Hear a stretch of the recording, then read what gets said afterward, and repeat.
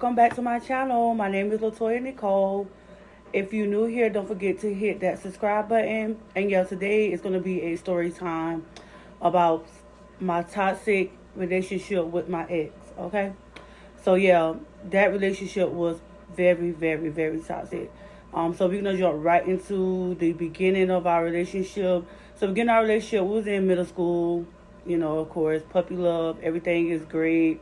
You ignore all the signs, especially when you that young. Fast forward to after middle school, basically. So, well, during middle school, again, it was that puppy love. If you in love, you ignore all the signs that there. When we first started dating, he was like, we both had to give up the eyes to make it work. The things that we really love to make it work. So of course, me being young, I gave up all the going out to the parties and living my teenage life because I wanted to be in a relationship. Well, lo and behold, he didn't give up that stuff. He still went to clubs, drink, smoke. At a very young age, smoking and drinking. So fast forward, we moved in our place, got older, moved into our place, both graduated, had our first child. Things were still a little rocky. Like, if I said I was going out, he would try to take the parts off my car. Plenty of time I had to call my mom to tell her because my car was in her name at the time because I was so young. I ignored that sign. Still went on with the relationship, still living together. Me basically paying all the bills. He would help somewhat. His job wasn't really paying that much anyway. But if y'all hear something in the background, that's my washing machine and dryer going off. Washing clothes right now. But yeah. So yeah, it was plenty of times where he would have the rent money because when we got our trailer, I put the deposit down on it, but I was at work at the time. So whenever he gave the man the money, he put his name down instead of saying both our names. I could have come back and signed the paper later, but he ended up just putting it in his name. So I would give him the money for the rent to pay the landlord, and what he would do is he would take some of the money out, the rent money, and spend it for his leisures. Okay. So yeah, it's like every time I said I was going out, he would get mad. Because of the house conditions that we both was living in, where our landlord didn't want to fix anything, we ended up moving with my mom. Oh, and it got worse moving in with my mom. He would come in 3, 4, 5 o'clock in the morning, bang on the window for me to open the door. And I'm like, this is my mom's house. She already said that she don't want to be disrespecting her house with you coming in any time of night, and you constantly do it. He would come in drunk. Once he come in drunk, he would start arguing with me, calling me out my name. I remember one time where he came in at 5 o'clock and just started choking me. He started choking me because I wouldn't get up, basically. And, yeah, when they come in drunk, they won't, yeah. So I didn't want to do that, and so he just started choking me, and he was like, are you messing with anybody else, or you must be in another relationship, when he know that I just go to work and come home and raise our child together. He know that. He know once I get home from work, I just immediately come home and, raise my child. He was using it as a mechanism for me to do what he wanted me to do. So once I said no, he started choking me. I remember being choked so hard till I felt like I was going to pass out. Following that, he was like, and if you think you won't leave me, you ain't gonna leave me. Because I remember saying, I'm done with the relationship. He was like, if you think you're gonna leave me, you're not gonna leave me. So he pulled a gun out on me. My baby at the time, his bed was in my room because he didn't want to sleep in his room. So it's like, my baby was sitting on his bed, and he pulled the gun out, and he was like, if you think you're gonna leave, I'll kill you. And I remember him choking me, and he had the gun, and I looked over like that's when I started fighting. When I looked over and saw my baby looking at me, he was so sad, I just started fighting. I fight with all my might, and I got him off of me. And then went back with him. Yeah, we never even split that night. It was like 5 o'clock that morning. I had to be to work at 7:30 anyway. So it's like I didn't even went to sleep. I went straight to work. And then came back home. He had like everything was so normal. So I ignored that sign, but always in the back of my mind, I always had that, what if I go out on my own? What would he do to me? You know what I'm saying? Because you already said that's what you would do. So it's like, now if I leave, what's going to happen to me? So I remember one morning my brother came to stay over that night. And I remember him just coming in. He just started cursing and all that because I went open the door for him. I finally opened the door for him. And then when he came in, of course, he started calling me out my name again. My brother heard him. And he was like, I'll do this to you. I'll do that to you. Choking me and all. So my brother started saying stuff. And my brother was like, come outside. We're going to fight. And then at that moment, my mom said he couldn't come back. Which I didn't blame her. I didn't feel any type of way because this was her home. And so once my brother was like, come outside, they got into it or whatever. And that's when he was like, he was going to blow my car up by putting fire in the gas tank. And I'm like, okay, blow it up. You're going to blow up with that car. So my mom, I told him I was going to call the police if he tried to put something in my gas tank or whatever. My mom, I ended up had to call his mama that night. I had to call his mom. And he left the phone in the house. And I was like, okay, well, since he acted like that, I said, and since he want to tell you the things that he did for me, I said, well, I bought this phone. So, of course, you're not getting this phone back. So I had his phone. His mom came to the door, was like, please give me his phone back. I'll pay you for the phone, etc. And that's my thing. Like, at that point in time, she always took out for him. So when I called her to come get him, she came and get him the next morning. The next day when I came back from work, of course, he was here. So it's like, I'm trying to leave him alone, but I had my family not even saying nothing to keep him away. Like, they would just let him come. Like, when I got home from work, he was here as if nothing ever happened. So I finally got to the point, and I was like, I told my mom, like, you're going to have to tell him because he's not going to listen to me because this is not my house. And, of course, with you not saying that, and he's going to still come back. So, of course, we would go through our back and forth, him losing jobs and getting jobs and losing jobs and getting jobs and me making way more money than him and me trying to take care of our child. I still stayed in that relationship. So I remember getting to a point where I was like, you know what? Either you're going to spend time with us or it's not going to be us. But he ended up taking sick. He ended up getting sick because he had diabetes. But when he got sick, I remember that time where I was just fed up with just having to call the ambulance all the time, all of us fussing.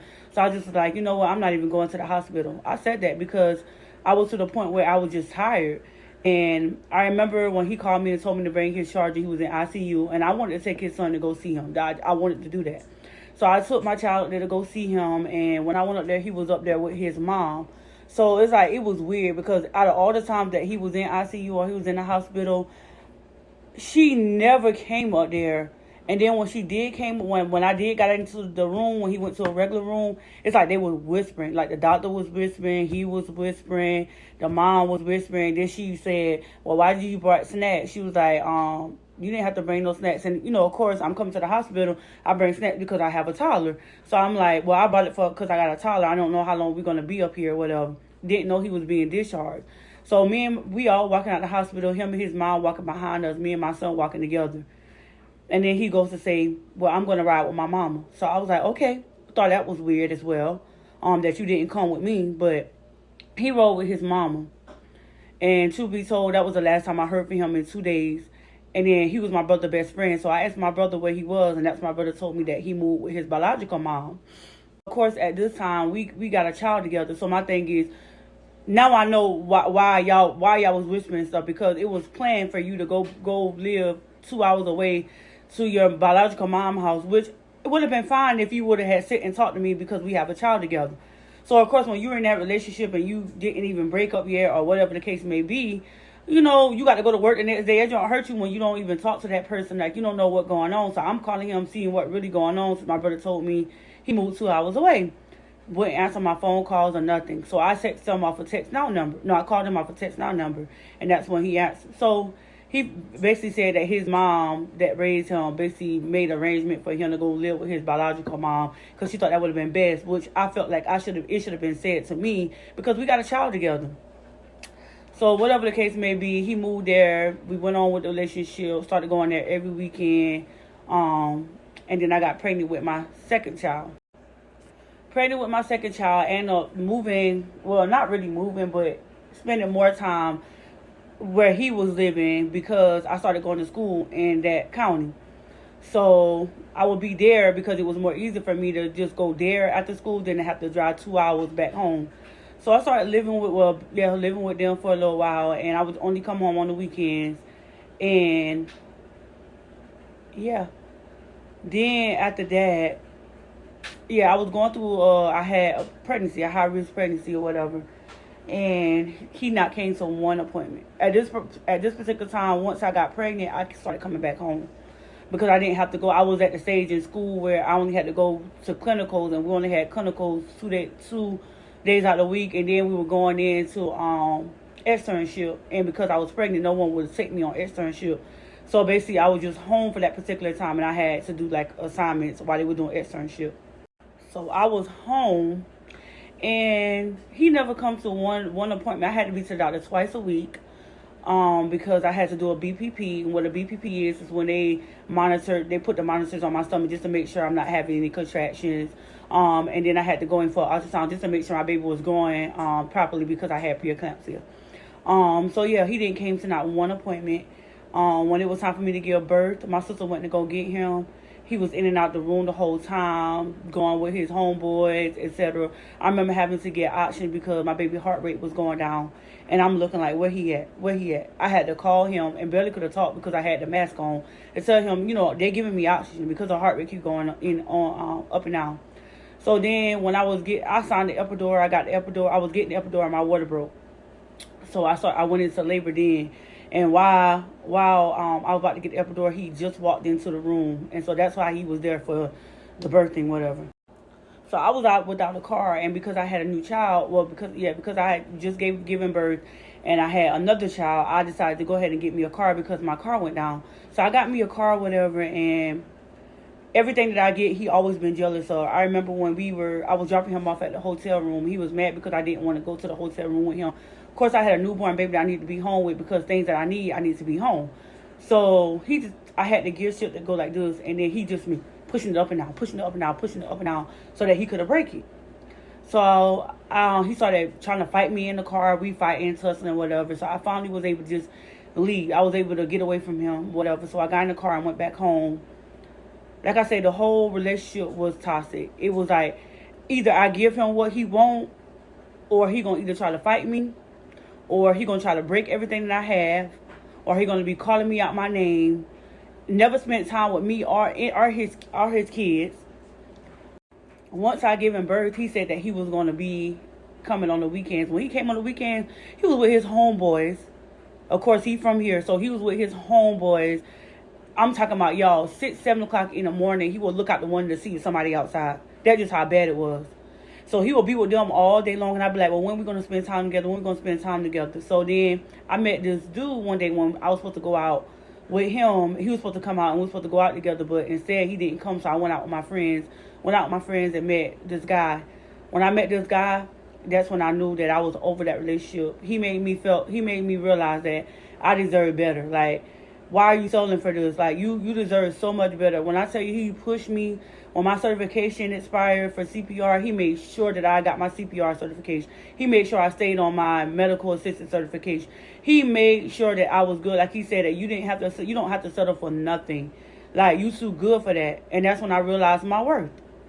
And then on top of that, like, once I got to that point where I knew that I just didn't want that relationship no more, I just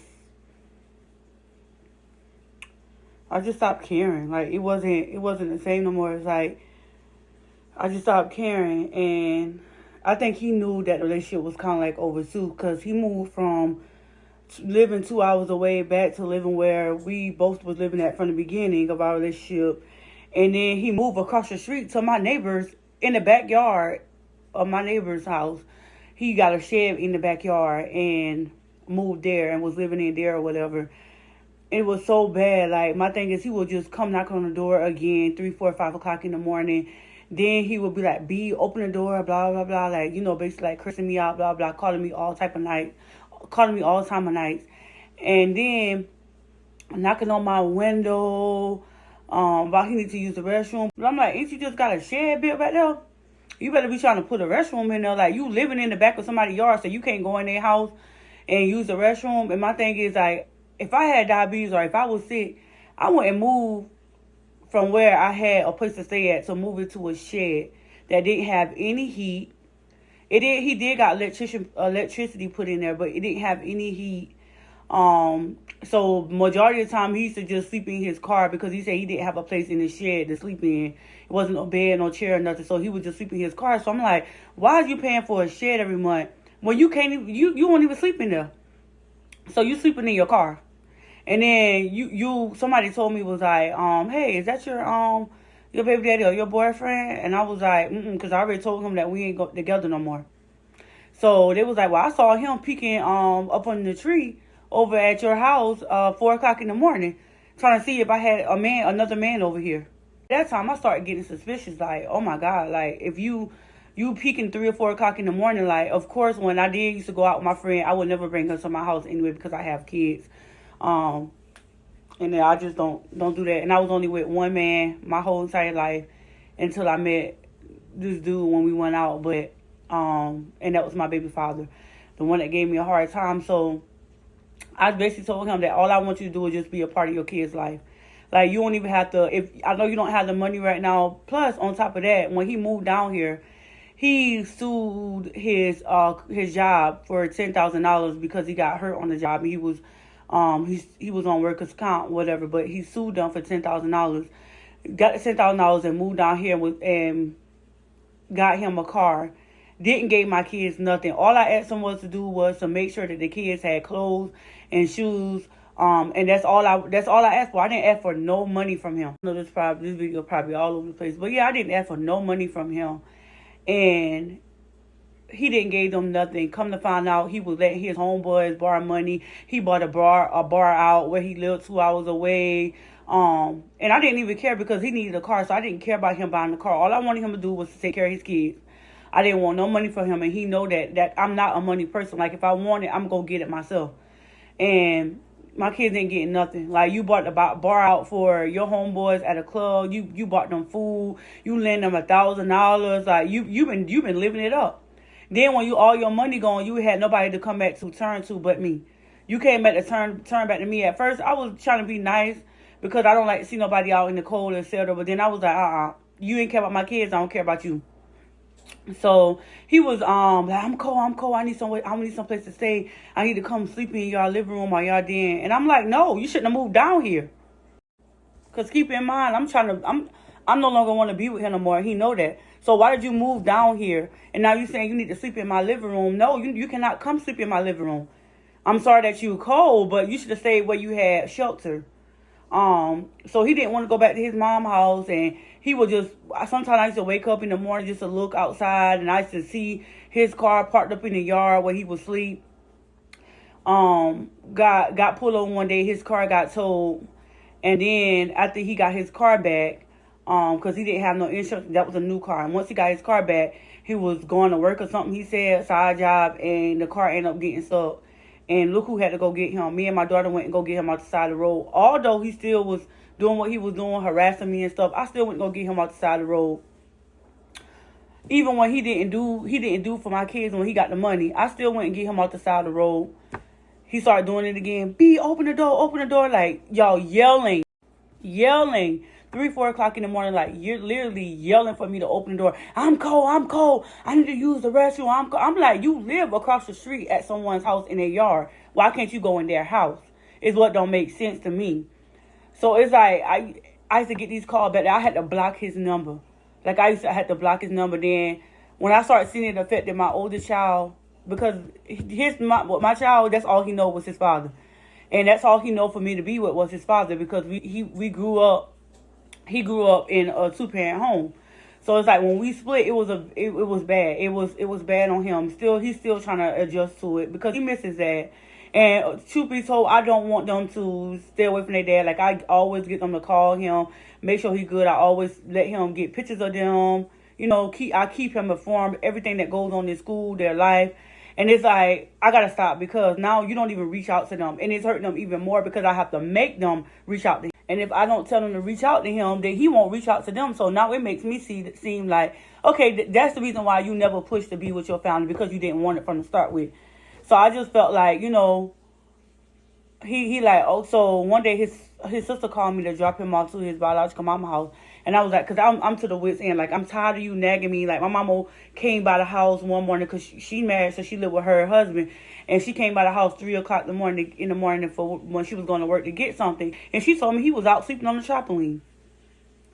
So, I dropped him off one day to his mom's house that was living 2 hours away, and he was basically telling me the whole ride. Like, y'all, I was so scared. He was telling me how he would kill me if I ever try to leave him. I told him I wish the best for him. Like, I really do. Like, I wish he would find someone that's gonna love him. I wish he find someone that's gonna treat our kids right. Of course, I'm gonna have to meet her first with my kids involved, but I wish him the best. And when I dropped him off, he was like, "You mine, you mine, you mine. Ain't nobody else gonna have you. You mine, you mine. I promise you, you mine." And I made so aggressive, y'all. And I had to drive 2 hours to get him there. So at that point, I'm just trying to play along with him. Okay, we maybe we'll see where this go at. Like, I'm scared, and I just felt like they knew what I was going through, and instead of them trying to find somebody else to take him, they got me to take him, and knowing that he wasn't taking this breakup good. And he already said what he was going to do to me. He kept saying how he was going to kill me, etc. Once I dropped him off at his mama's house, y'all, I left so fast, y'all. I never talked to that man again. Only time I talk to him is if I'm sending him pictures of the kids and he get blocked right back. Because they both got phones. You could talk to them through phones. And then once I got him to his mom's house that was living 2 hours away, he ended up getting hospitalized for like hypothermia. And I guess because being out in the cold and malnutrition, because I guess he wasn't eating properly, because basically he was sleeping in his car. Yeah, so he gonna send me, he gonna text me and be like, "Well, you never came up here to see me. You don't care if I die." I'm like, okay, I got burned. See these burns? I got burned because I left some grease on the stove. And I went outside to talk to one of my friends and forgot I had the grease on the stove. And it had a fire. And me trying to get out the back door, I picked the pot up. And while I was picking it up, my sister put water on it.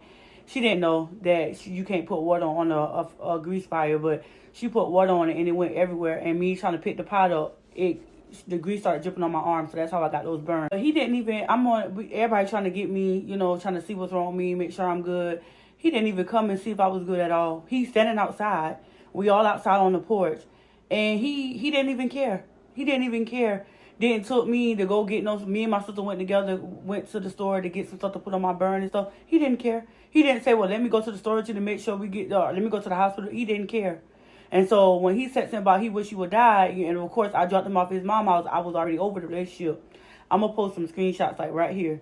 But yeah, I sent him he sent me the text messages. And when he sent me the text messages, he basically said, "I don't care. I didn't care if he would die, etc." So I started telling him, you know what he's telling me? Talking about, you keep bringing up the same junk. So he acknowledged that I said that how I felt about how he treated me, but truth be told, he didn't even care. Like, he was just so nasty. This concludes the story time, but I hope you guys enjoy my story time. Don't forget to subscribe to my channel. Make sure you like my video and make sure you turn on your post notification bell so that you can be notified every time that I post. So yeah, look forward to more lifestyle video, beauty video, vlogs, and pranks to come. So yeah, again, I thank you so much for watching my video, and I will see you in the next